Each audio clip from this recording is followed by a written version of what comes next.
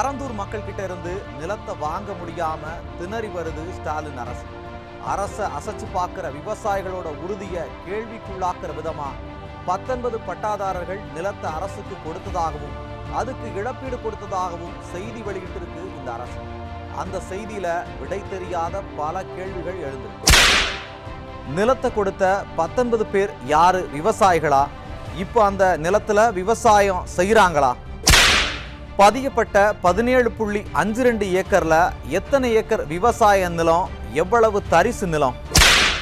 நிலம் இழப்பீடு பத்தி புள்ளி விவரம் வெளியிட்ட அரசு கொடுத்தது யார் என்ற விவரங்களை வெளியிடாதது ஏன்?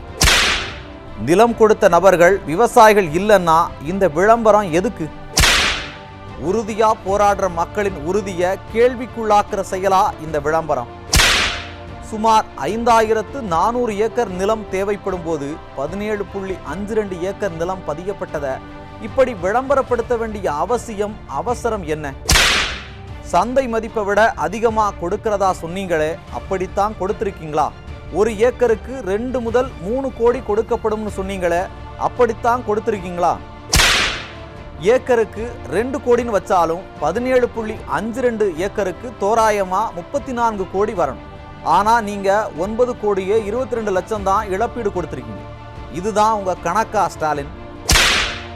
இழப்பீடு குறைவா கொடுத்து நிலம் கொடுக்கிறவங்களை ஏமாத்துற வேலை இல்லையா இது? இல்ல சந்தை மதிப்பை விட அதிகம்னா அப்படி மிக விலை கொடுத்து வாங்க வேண்டிய அவசியம் என்ன? அதிக விலை கொடுக்கிறது அரசுக்கு நிதி சுமையை கொடுக்காதா? விமான நிலையம் வரப்போற இடத்தை சுற்றி சதுர கட்டுமான நிறுவனமும் உங்க அரசின் உயர் அதிகாரிகளும் நிலத்தை வாங்கி குவிச்சிருக்கிறதா சொல்றாங்களே, உண்மையா? விமான நிலையம் அமைக்க திட்டமிட்டிருக்கிற இடத்தை சுத்தி இருக்கிற நிலங்கள் யாரோடதுன்னு விவரம் வெளியிட முடியுமா?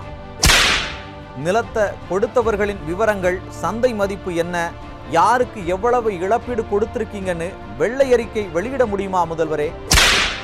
சுய லாபத்துக்காக மட்டுமே செயல்படுற இந்த அரசு, விவசாயிகளை மிரட்டி பார்க்கும் இந்த அரசு, விவசாயிகள் மீது குண்டர் சட்டம் போட்ட இந்த அரசு, ஒட்டுமொத்த சென்னையையும் மூழ்கடிக்க துணிஞ்ச இந்த அரசு இனியும் இருந்து என்ன பயன்?